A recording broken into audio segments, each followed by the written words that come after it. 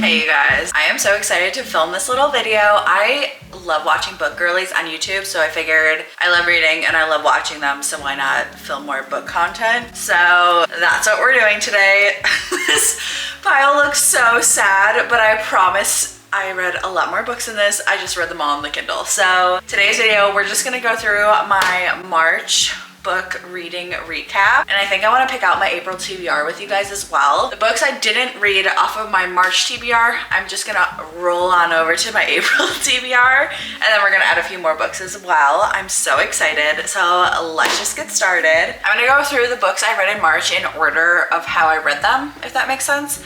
So let me just pull up my Goodreads. I always have my Goodreads linked below. If you guys are interested in book content, you should follow me because I read like crazy, and I always leave like little reviews, and I don't usually add any spoilers, and if I do, I'll mark that on Goodreads. So if you're ever looking for a new book to read, that's always a good place to check. I always find my reading inspo from Sarah Caroli and Destiny Sidwell. Those are like my favorite book girlies on YouTube. I also watch Hiiii Fam, but she doesn't only do book content. The other two don't either, but they're mostly book girly. Then also obviously just TikTok. I am always on TikTok, and I usually find really good book recommendations there. The first book I read in March was Icebreaker by Hannah Grace. I actually read this when I was on vacation in Florida, which like makes no sense at all because it's a hockey romance, but I absolutely loved this book. I thought it was so freaking good. I read this in one day on March 1st. I started it in the morning and started listening to the audiobook, and then I switched to the like Kindle book when I was on the plane, and then I finished off with the audiobook on our drive from the airport to where we were going in Florida. So it was a long stretch of reading, but it was so good. I like just could not put it down, and it was perfect to have it on my little travel day. Something that I absolutely loved about this is there was not a miscommunication trope. Those make me so mad. It's like when you're watching a horror movie and you're like, don't go in the basement. That's what I feel like when I'm reading a college romance and they have a miscommunication trope. I'm just like, text each other, call each other. Why are you not talking for weeks? Because you think like the other person doesn't like you anymore. Like, it's just so stupid. I will admit there's like a tiny little miscommunication trope, but that wasn't like their main issue in this book, which I loved. I also love that neither of them were that jealous. I feel like jealousy is so like in real life, so I love when a book can have like a romance and not focus on jealousy. You know what I mean? Anyways, I thought this was so good. Next up is a book I actually listened to on Audible. I will put it here. It was Love at First Sight by Cara Beth Stone. I had never heard of it before. It was just like one of the free books that was included in Audible, so I gave it a try. I rated it 3 stars, which does not mean it's a bad book by any means. It just means like I was not totally obsessed with it, but I did enjoy reading it / listening to it. So I thought it was a cutie and a quick little audiobook, and it was in the form of an interview style. So you had 2 different people talking the whole time, like the 2 love interests, and then you also had like voice actors for like all the people they were interviewing. It was super fun. It was just like a little psych project in college to decide whether love at first sight exists or not, and then throughout the duration of the book you figure out that they like each other as well. And I just thought it was so cute, and it was so fun, and it was one of those like golden retriever black cat romances. Like the girl was like all, you know, not fully into it, but then by the end obviously you figure out she likes him too. So I thought it was really cute. Next up, I read Hook, Line, and Sinker by Tessa Bailey. This is the second book in the Bellinger Sisters series. This is following the sister of Piper, who was the like main character of the first book. I loved this book. I rated it 4 out of 5 stars. I am getting much more picky with my 5 stars recently. I used to like rate anything I liked 5 stars, but now I'm just like, but it's not, because like I don't like it as much as these books, so these books should have a higher rating, therefore they're 5 stars. So I love this. I thought it was an amazing book. I would recommend it to anyone who likes a little romance. It's a little bit spicy, but not too much. I always love the trope where there's a guy who will not settle down for anyone, who doesn't like take any like girls seriously until he meets like that one girl, and then he becomes completely obsessed with them.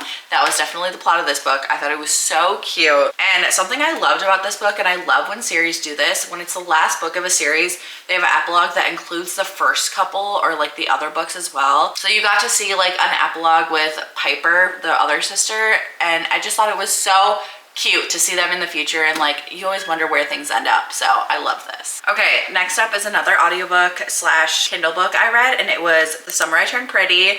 I read this just because I had watched the first season of the show and I loved it.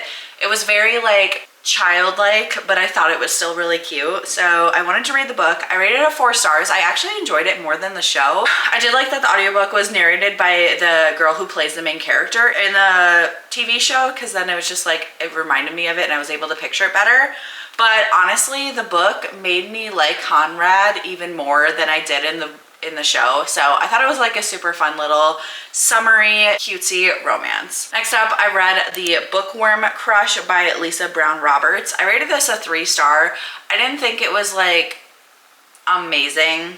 It was one of those like high school romances, so it was like obviously very innocent. It was cute. I don't love books where the main character is like just trying so hard to be different than everyone else. Like she's like, oh, I just read books, like I don't do things that are cool like the other girls. Like that's why I didn't rate it like as highly as I probably would have. I did really like Toph. I thought he was such a good main character, and he literally showed the perfect like high school boy romance, because I feel like a lot of romances that you read that are supposed to be high school romances, it's like no high school boy ever acts like that. And I feel like Toph really like showed how a high school boy really would act, even if he does like a girl. I feel like high school boys just like don't know how to act most of the time. So I thought it ended up being a super cute little romance, and it's always fun to read one where it's like the guy is like super popular and like everyone's obsessed with them, and then he falls for a girl that no one really sees for who she is. It was cute. I just was not super obsessed with like the pick-me essence of her, so that's why I didn't rate it super high. I started reading Bridgerton. I found the last 3 Bridgerton books at a thrift store, so then I was like, I have to read them all. So luckily Audible has the first 4, I believe, on Audible for free, so I was able to listen to the first 4 Bridgerton series on Audible. I am so obsessed with it. The 5th one is not for free on Audible, you have to pay for it, and I didn't have a credit left. And then I only have the last 3 of the series physically, so I need to either buy the book of the 5th Bridgerton or I need to just pay for it on Kindle. But either way, the first one is The Duke and I. I'm obsessed with that one. It is with Daphne and Simon. Simon's the Duke of Hastings, and it's Daphne Bridgerton. It is so cute. I will say definitely read the trigger warnings. Because it's like supposed to be back in the day. Not saying it was ever okay for the things they're doing in this book, but I think that's why they just write it so nonchalantly. Definitely look up trigger warnings, but it's so cute. I love it. I love them together. I loved how we got to see more into Simon's past as a child, because in the show you really didn't see any of that. So it was just kind of confusing why he was acting the way he was in the show, but the book like obviously explains it a lot deeper, and I love him. I love her. I think they are such a perfect little cute couple. So absolutely loved the first Bridgerton book, and then I moved on to The Viscount Who Loved Me, which is the second book. I will say in the Netflix show for Bridgerton, they have like a lot of diversity in the characters, which I absolutely loved, but the books obviously are all white people because it's supposed to be like, it's a historic romance in England, so kind of annoying. But I literally just still pictured Kate from the show, who's an Indian girl, and that's just like the way I pictured it. I just pictured the characters from the show. So it was kind of weird reading this book because they would describe Kate as having blonde hair and blue eyes, and I'm like, no, she doesn't. She looks like this. So anyways, I had to get over that, but other than that, I loved this book as well. It was kind of cool to see into Anthony's past as well. I feel like the show really didn't do any of the guys any justice. It kind of showed them being just jerks in the show, but you never like understood the reasoning why they acted the way they did. So I liked seeing a lot more into Anthony's past. I thought it was super sweet. I just love Kate. I think it's so silly that she was seen as like almost a spinster, because she's like 21 in the books, but that was supposedly super old. So it was just cute seeing like Anthony not caring about that and just going for her. It was very adorable. The third Bridgerton book is An Offer from a Gentleman. This one follows Benedict, which I think is the 3rd oldest son in the Bridgerton family. In the show, we didn't see much about him at all. I feel like you heard a lot about Anthony Collin in the show, but not really about Benedict. I think he's the one that's shown as like the artist in the show, They didn't talk about his art that much in the book, but it's about this girl named Sophie. I don't remember seeing her in the show, but it was kind of nice to have someone that was outside of society, like the London society. And I thought their story was absolutely beautiful. I rated this one a 4 stars. What did I rate the other ones? Yeah, I rated all of the Bridgerton books 4 stars. Like, I love them, but they just weren't like ACOTAR level, you know, so they were 4 stars. Anyways, back to An Offer from a Gentleman. I thought it was so cute. It was almost like a Cinderella retelling, which I thought was kind of cute. This one, again, definitely look up trigger warnings, but overall, loved it.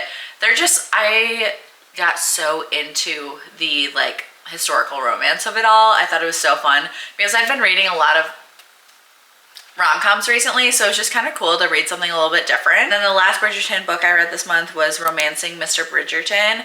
This one is with Colin Bridgerton, which is the like young kind of funny one, but not like the baby of the family. I loved this book. This one is with Colin and Penelope Featherington, and it's just so cool to see like her growth throughout all of the books. And I just love both of them. Colin is the one that was like always off and traveling and doing like cool things, and Penelope is one of the Featherington sisters, and she's friends with the Bridgerton girls. And I just thought it was amazing. I love them. I feel like I can't go into much detail about them because like once you get to the 4th book, you already know a lot about the first 3 books. Obviously, you've already read them, so I can't say much because then I'll be spoiling the other books. But I would definitely recommend the Bridgerton series. They're so good and they're super quick reads. I feel like all of them are read in 1 to 2 days, and they were just so beautiful. And like, I just love a romance that isn't in current times. I just think it's more fun. After I got through all those Bridgerton series, I didn't have the 5th book, so I moved on. And I read Swift and Saddled, which is the 2nd in the Rebel Blue series. I rated it a 4.5 stars. I just love a cowboy romance. I think they're so fun and they're so sweet. And I just love, you know, like, it's not even Southern. He's not in the South, but it's kind of like that cowboy Southern drawl, like that cowboy calling people ma'am and stuff. I just think it's so fun. This one was about a interior designer type of person and then one of the brothers. And of course they had like a little meet cute in the beginning, not knowing that they were going to be working together, and then they kind of had to deal with like the awkwardness after that, which was so funny. I thought she was a bit of a pick-me girl, I will not lie. One of her character traits is like she just wasn't like the other girls and she didn't have many girlfriends. And I feel like there's a difference between being different and like just trying to prove you're different. And she even like acknowledged that in the book. She was like, I just said I hated Taylor Swift just to say I did, and now I don't like her because I never listened to her. I'm like, shut up. So, I don't know. It was hard to get over her because she was just kind of mean for no reason. And I feel like Weston, the guy character, really just carried this book for me because he was so sweet and I just loved him. I absolutely loved him. And like I said, I didn't love Ada as much, but I still like their romance together, and Weston really carried it. Then I read Just One Night by Carly Phillips. This is in the Kingston Family series. This is the first one. I really liked it. It was like one of those billionaire romances, and it was a best friends to lovers trope, which I always love. I always think those are so cute. And I honestly didn't think I was gonna be obsessed with this because this is kind of like one of those, I don't know. The book cover itself, like that I put up, obviously, I hate those book covers. I think they're fugly. I just want like cute little art. I hate when they have people in the covers, so I always am like kind of hesitant to go in on those books, but I thought it was really cute, and I liked the whole like found family aspect of it all as well. This book was so cute, and I believe it's on Kindle Unlimited. I can't remember. Next up, I read another physical book, finally. I read Emily Wilde's Encyclopedia of Fairies. This book took me so much longer to get into than I thought it would. I rated it 3 stars, which, like I said before, is not bad. It's just not my favorite fantasy. I thought this was going to be a super quick read just because it's pretty small compared to a lot of the fantasy books I usually reach for, but it took me so long to read. How many days did this take me? It took me 6 days to read this book, and this is how many pages? Only 335 pages. Like, I feel like if it's a romance in 330 pages, I whip through that thing immediately, like 1 to 2 days. But yeah, this took me 6 days. It took me a while to get into it, but I did like how different it was to most of the like fairy fae books I read. And I did love the romance that was in this book, but there was like none of it until like the last fourth of it. And even then it wasn't focused on the romance. It was more of like a fantasy with a touch of romance, which I usually like a full-on romantasy book. Like, I like the romance to be the forefront because otherwise I just have trouble paying attention. And the last book I read in March was Check and Mate by Ali Hazelwood. If you've watched any of my book content before, you know I'm obsessed with Ali Hazelwood. I love all of her books. They're just such quick and fun reads, and I love like the whole stem of it all. Like I love the sciencey things. This one was obviously based on chess. I have no idea how to play chess. I've never played chess in my life. So I wasn't sure if I would be able to like fully get into it or if it would be confusing to me, because I was a biology major in college, so like all the STEM stuff was super interesting to me because I like understood what they were talking about. I was a little worried about this chess one, but I easily was able to follow it. And like even when they talked about like some chess things, it's not like they went so in depth that you wouldn't understand what's going on unless you knew how to play chess, if that makes sense. So this one I rated a 4 stars, and it was basically about this girl who was obsessed with chess like growing up, and her dad was like super good in the chess world, I guess. And she stopped playing chess when she was 14 for like some traumatic reasons or whatever. And then she eventually gets a job offer to play for this like chess league. And through it, she meets this boy who she knew was famous even like when she was little. Like he had been famous his whole life and a professional chess player. And then they start in this like, not necessarily enemies, but they did not like each other, or she didn't like him at least.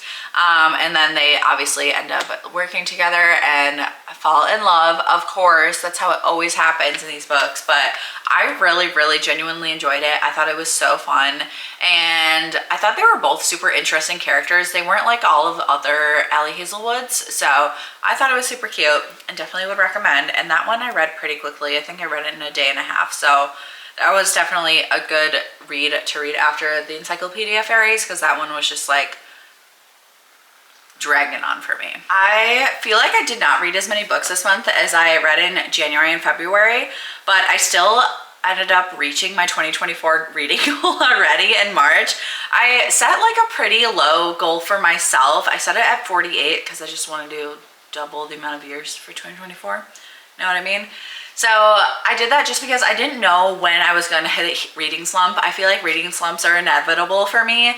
So sometimes I like January and February was reading literally crazy amounts of books, and then this month I didn't read that many. So I always go through ebbs and flows with how much I'm reading, so I didn't want to overestimate how much I was able to read, but I definitely underestimated by quite a bit. So that's okay. Maybe I will make a new goal for myself, like a second goal. But anyways, let's go through and pick out our TBR for April. I'm so excited. There's so many new releases coming out this month, so I don't want to put that many books on my physical TBR because who knows what I'm gonna end up wanting to read. So let's just pick a few, maybe like 6. It's also like pouring rain outside right now. I don't know if you can hear it, but it's just so cozy in here. I love the rain, and it's like perfect reading weather. So anyways, first things first, I want to put away the books I read this month on the shelf. I love removing books from either my main physical TBR or I have my monthly TBR over here. And I love it taking them off of those piles once I read them and putting them onto my shelves. So that's what we're gonna do.